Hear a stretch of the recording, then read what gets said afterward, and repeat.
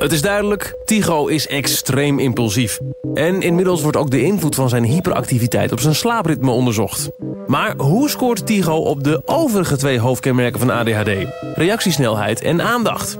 Tycho gaat naar Utrecht voor een nieuw onderzoek dat helemaal op zijn lijf geschreven is. Goedemorgen, Tycho. Welkom. Ik mag bij het Trimbos Instituut mijn ADHD laten onderzoeken in hoeverre dat zo is en wat voor invloed dat heeft op mijn denken en doen. En ik mag zelfs een joint roken voor het onderzoek. Dat heb ik nog nooit meegemaakt. Dus het wordt heel speciaal hier. Spannend hoor, ik vind het echt spannend.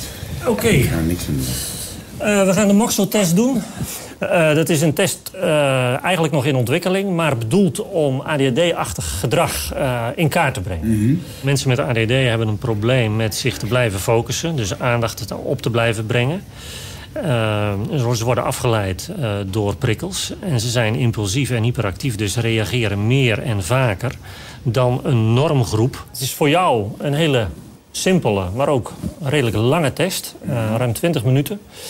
Wat jij moet doen is, zodra je... Ik moet 20 minuten lang een test doen om, als ik wel heb de harte A's, boven en onder, linksboven en onder moeten harte A's te zien zijn en in het midden. En dan moet ik altijd op een spatiebalk drukken als ik hem zie. En ik word steeds meer afgeleid. Je wordt ondertussen afgeleid door verschillende dingen die in beeld komen of die je hoort. Dan gaan we het volumegeluid testen. Nou, dat vinden we ook goed. Ja hoor. Dat betekent dat je nu even kunt oefenen. Hey. Dit is de kaart waar je op moet... Maar daar was die alweer en je drukt niet. Oh. Dit is nog steeds oefening, hè? Oké, dan start ik de test. Hij loopt.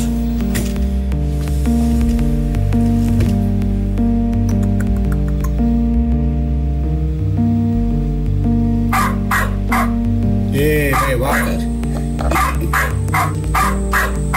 Ja, joh, baken.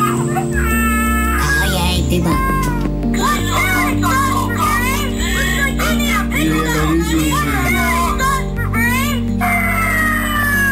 Het eigenlijk al een bankoverval, geld gestolen, mensen hebben ruzie over de hond, wij zijn gebroken.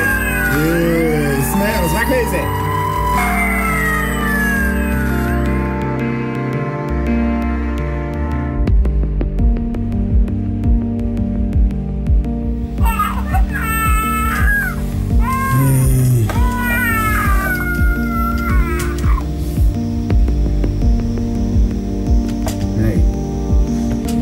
Oké, dat was het. En we doen hem vanmiddag nog een keer. Dankjewel. Ja. Leuk.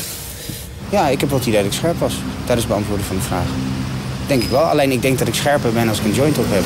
En wie kan dat nou zeggen dat je voor de wetenschap een hele dikke joint mag roken op televisie? Ja, alles voor de wetenschap natuurlijk, hè. Het is niet dat ik dit graag doe. Het is echt om jullie te helpen. Het rare is van deze wiet, als je rookt, ga je meteen zit je in Jamaica. Vind ik ook wel leuk. Mogen we weg uit het fietshok? Mag dat? Ik kan niet zo lang op één plek blijven. Dan mag hier natuurlijk eigenlijk helemaal niet gebloot worden. Nou, we zijn er bijna, jongens. Bijna. En dan gaan we de test doen. En ik ga hem veel beter doen dan daarvoor. Nee, nou, omdat ik stoned ben, duurt het natuurlijk nog langer in mijn hoofd. Helemaal leuk.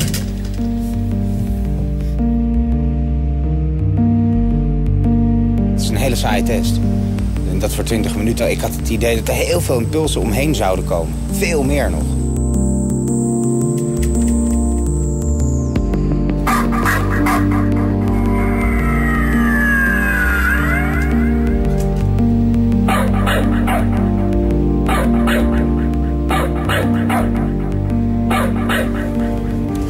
Oké, dat was het. Ik ga de uitslagen bekijken en dan ga ik het straks met je bespreken. Ja, spannend. Ja? De gegevens worden verwerkt. Lijkt Tycho qua reactiesnelheid en aandacht op een echte ADHD'er? En wat gebeurt er met zijn scores als hij een joint heeft gerookt?